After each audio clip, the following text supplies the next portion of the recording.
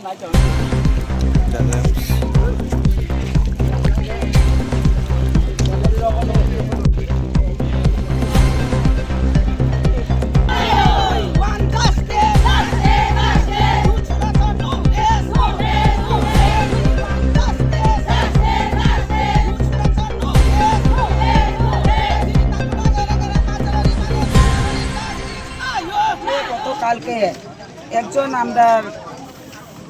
একজন ভাই, ওর নাম কি হচ্ছে দীপঙ্কর দেববর্মা, অনেক রাত্র আইএসআইরা বাড়ির নির্দোষ, কিন্তু কোনো প্রমাণপত্র নেই, কি খারাপ করছে না করছে কিছু বুঝে না।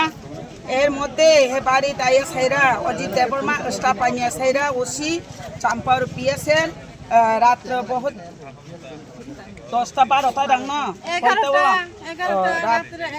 রাত 11টার মধ্যে ওর বাড়িতে এসে অনেক জবাজস্তি করে ওনাকে তিনি অজিত দেববর্মা এর স্টাফ মাইনে ওর বাড়ি থেকে আমরা দীপঙ্কর ভাই নির্দোষে জবাজস্তি করে অ্যারেস্টমেন্ট করছি।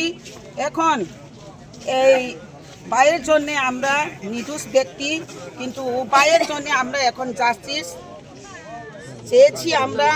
আমরা মহিলা সব মিলে এখন আন্দোলন দিতেছে। একটা আছে আমরা নিজে যদি আমরা লোকে যখন এখন হ্যারাসমেন্ট করতেছে বাড়িতে আইয়াছেরা, এখন বাচ্চা পোলাপানের লোকে রাত্র বউ আছে বাচ্চা আছে বিছনার মধ্যে, এর মধ্যে জবাজস্তি কইরা পাইনিয়া গাড়ির মধ্যে উঠাইয়া এইভাবে একটা অপরাধী, এই লোকের কোনো নাই।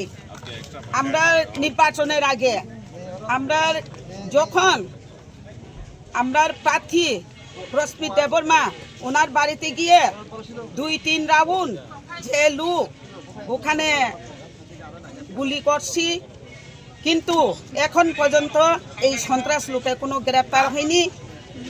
এর মধ্যে যদি আমরা লোকলে এইভাবে যদি বেনা দোষে তিনি একজন প্রশাসনের কোন লয়ারের অর্ডার দিছে, কিন্তু লয়ারের অর্ডার পাইরা সাইরা তিনি আমরা দীপঙ্কর ভাই কালকে রাত্রে গভীর রাত্রে হেরা পিএস আন্ডারের আমরা পিএস সাম্পাহর আন্ডারের পুলিশ অজিত দেববর্মা তিনি ওনাকে অনেক জবাজস্তি করে এখন বোধহয় এখন জেলে নি দিছে না কুটে দিছে, কিন্তু আমরা বুঝতাম পারছি না।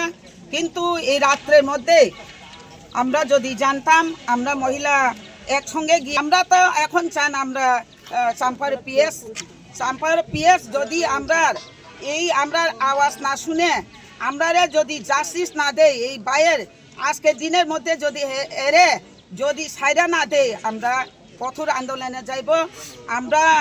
আমরা পিএসের মধ্যে আমরা গ্রেপ্তার দিওনের বাধ্যমূলক হতে পারে, কিন্তু এখন দিন আমরা টাইম দিচ্ছি 3টা-4টার মধ্যে যদি বাইকে যদি না সারে পিএস ওসি সাহেব অজিত দেববর্মা ওনাকে আমরা বদলি করাতে চাই।